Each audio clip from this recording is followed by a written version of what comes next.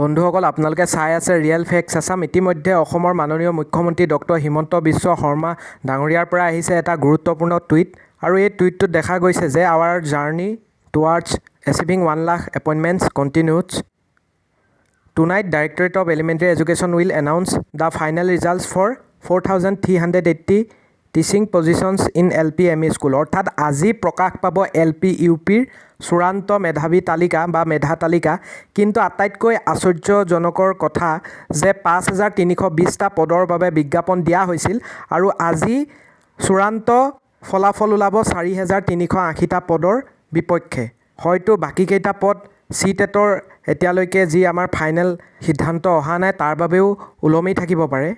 কিন্তু এটা কথা স্পষ্ট হৈছে যে অলপ অচৰপ এই বিজ্ঞাপনতো যথেষ্ট বিসংগতি থাকি গৈছে। বিশেষকৈ কালচাৰেল বিভাগত কালচাৰেল চাৰ্টিফিকেটৰ মাৰ্কছ দিয়া দেখা নাই যোৱা। কোনো এজন প্ৰাৰ্থীকে কালচাৰেল বা ফাইন আৰ্টছ এচিভমেণ্টৰ যি 10 মাৰ্কছ যোগ কৰা দেখা নগ'ল। তদুপৰি SOSতো বহুতৰ মাৰ্কছ যোগ হোৱা নাই। তদুপৰি বিভিন্ন প্ৰাৰ্থীৰ অভাৰলেপিং হৈ থকা দেখিছিলোঁ। আজি যদি এইসমূহ অভাৰলেপিং বা একেজন প্ৰাৰ্থীৰ যি 2-3টাত নাম আছে সেইসমূহৰ সমাধান আজি যিখন চূড়ান্ত মেধা তালিকা প্ৰকাশ পাব তাত এইখিনি সলিউশ্যন হ'ব নাই, এইটো কথা লক্ষণীয় হ'ব।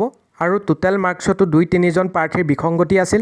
এই আটাইবিলাক বিসংগতি নাইকিয়া কৰি এখন প্ৰভিজনেল মেৰিট লিষ্ট উলিয়াই ডাইৰেক্ট ফাইনেল মেৰিট লিষ্ট মাৰি দিয়াটো কিমান যুক্তিসংগত হ'ব বা প্ৰকৃতাৰ্থত প্ৰকৃত প্ৰাৰ্থীসকল আজি চূড়ান্ত তালিকাত আহিব নাই, অন্তৰ্ভুক্ত হ'ব নাই, এই কথাসমূহ আজি আপোনালোকে মধ্যৰাতি যি চূড়ান্ত তালিকা ওলাব তাত সকলো ডিটেইলছ গম পাব।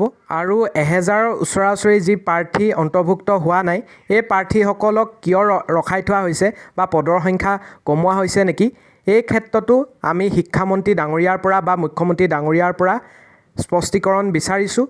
ইয়াৰ সমান্তৰালকৈ আজি আছাম পুলিচৰ যি 5,730টা পদৰ বাবে বিজ্ঞাপন প্ৰকাশ পাইছিলে, constable related post in APRO and FNES graduate level post 380টা আছিলে। HSN HSLC লেভেল পোষ্ট আছিলে 3,127টা আৰু গ্ৰেড 4 বা চতুৰ্থ বৰ্গৰ পোষ্ট আছিলে 1,666টা।